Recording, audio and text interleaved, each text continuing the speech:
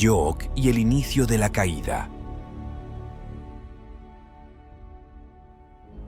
Lo que pudo ser evitado hace mucho tiempo, no lo fue, y la nueva humanidad volvería a sucumbir como en los viejos relatos de aquel entonces.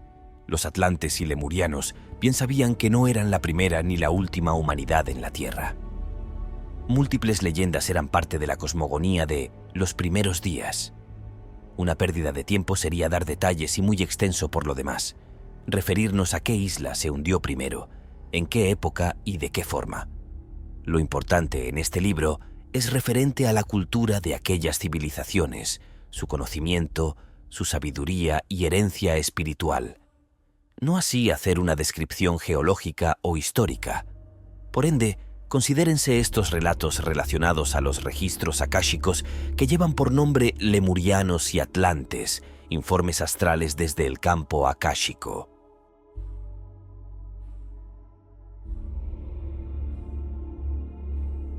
Llegó cuando la conciencia nuevamente había caído.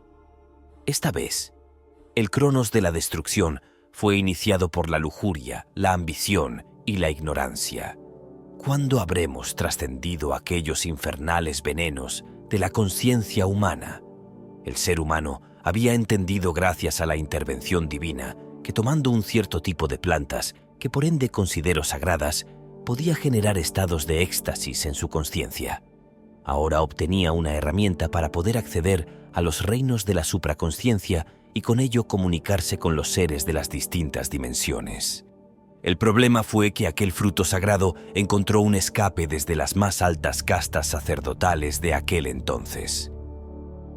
Un iniciado fue el responsable, al cual llamaremos simplemente Yo'ok, pronunciación Iok. Yo'ok era un aprendiz solar que pretendía aprender las secretas artes de los magos de Hiva. Sin embargo, veía cómo debía esperar años hasta poder hacer sus propias iniciaciones, y esto le enfureció porque veía que la vida pasaba delante de él mientras perdía su juventud esperando el momento adecuado según el canon del sacerdocio. Siendo ayudante de maestros, en su búsqueda de ser uno de ellos, observó que constantemente se hacía un brebaje del cual nada se hablaba, pero que sin embargo, él comprendía que en gran parte de los rituales se utilizaban. Llegó a concluir que aquel elixir era la misma divinidad. Si bien aquello no era cierto, se dio cuenta de que el sacerdocio al cual pertenecía estaba haciendo uso de lo que hoy llamaríamos plantas sagradas. A los espíritus de las plantas se les adoraba como una forma más de divinidad, porque les traía poder y visión, sin ser entendida por la divinidad última a la cual adoraban. Los iniciados atlantes poseían un grado de conciencia elevado y claramente no confundían a la planta como la divinidad última, sino como un puente divino para utilizar bajo específicos rituales de purificación y concentración ascética, mantras y retiros que solo ellos conocían, los cuales solo se realizaban bajo influencias astrológicas específicas en relación a ceremonias de recepción de conocimientos místicos e iniciación en los misterios. Sin embargo, Yo'ok, luego de un buen tiempo de ser asistente en el arte divino de sus maestros, se preguntó: ¿por qué la divinidad tendría que ser custodiada por solo algunos pocos, siendo que la divinidad está en todo? Al principio esta pregunta inocente no causó mayor estragos en su mente de aprendiz en los misterios, aunque plantó la semilla de lo que más tarde sería un bosque implacable de una rebelión maligna ancestral como ninguna. En su ignorancia mística y falta de iniciación, comenzó a surgir una sutil envidia hacia los hierofantes en combinación con una ambición divina que solo fue creciendo con el tiempo. Más de un maestro se dio cuenta de su actitud a veces errática y ambigua con ellos, sin embargo decidieron confiar en que su determinación en la luz lo terminaría por purificar. Valk, uno de los maestros de Yo'ok, era quien lo había traído a la hermandad solar de la isla Yanavari. Yo'ok tenía la creencia de ser una especie de nuevo iniciador. A ocultas aprendió los brebajes, leyó los textos sagrados y memorizó la receta para las preparaciones del trance iniciático. Aprendió los conjuros y hurtó las esencias de aquellas plantas. Supo dónde encontrarlas, ocultas por los hierofantes del resto de los iniciados, y las guardó en uno de sus bolsos junto a todo lo que alcanzó a robar. Yook estaba en un campamento cerca de un majestuoso valle, asistiendo a sus maestros. Grandes montañas cubrían el horizonte. Una majestuosa cascada brillaba junto a los últimos rayos de la luna, llena de un inminente amanecer. Yook se levanta, ata su calzado diseñado para el frío, mira el horizonte, las tiendas de campaña de sus maestros y realiza una inclinación sacerdotal en signo de gratitud, perdón y rebelión. Al subir parte de la montaña, ya comenzando a alejarse del campamento, gira hacia el descenso, descubriendo el horizonte que le esperaba, un nuevo destino para la humanidad que él mismo ignoraba.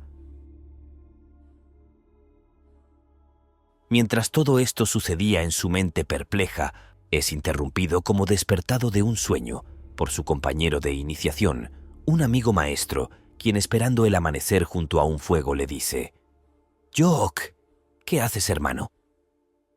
Yook se sorprende sin asustarse, queda petrificado y girando lentamente responde: «Valk, buen hermano, ¿qué haces aquí?» «Espero el amanecer», dice Valk, a lo que Yook responde: «¿No deberías estar durmiendo para la ceremonia de esta tarde?» Valk se levanta y mirando a Yook con una misteriosa y penetrante mirada, se acerca lentamente. Yook se aleja 2 pasos por inercia frente a la presencia de su hermano, quien siendo hermano no de sangre sino de hermandad, era a su vez mago y guerrero por igual, y de mayor grado de Yook. Valk llega a su lado y mira el horizonte junto a Yook. «Sé lo que harás, hermano», dice Valk. «No sé de qué hablas, hermano», dice Yook. Valk, mirando sus pies y agachándose como un lobo y tomando una piedra, dice: «He visto lo que harás, Yehodam, el gran dios, me lo ha dicho». Y levantándose y mirándolo fijamente, continúa: «No sabes lo que harás, desconoces el futuro, eres ingenuo, y a pesar de todo esto que te digo, lo que harás será perfecto y el inicio de algo mucho mayor, para bien o para mal». Valk saca de su bolsillo un amuleto, un collar con una piedra azulina con detalles de jaguar. «¿Dónde irás? Lo necesitarás». Yook, tomando el amuleto y en total silencio, cierra los ojos y aprieta su mano. Entiende que estará quebrando un linaje sagrado de iniciación con consecuencias desconocidas para él mismo. Estirando su mano, se despide para siempre de Valk. Ese último encuentro significó la división del último linaje vivo lemuriano. Los no iniciados comenzaron a obtener las preparaciones y fórmulas para crear sustancias divinas.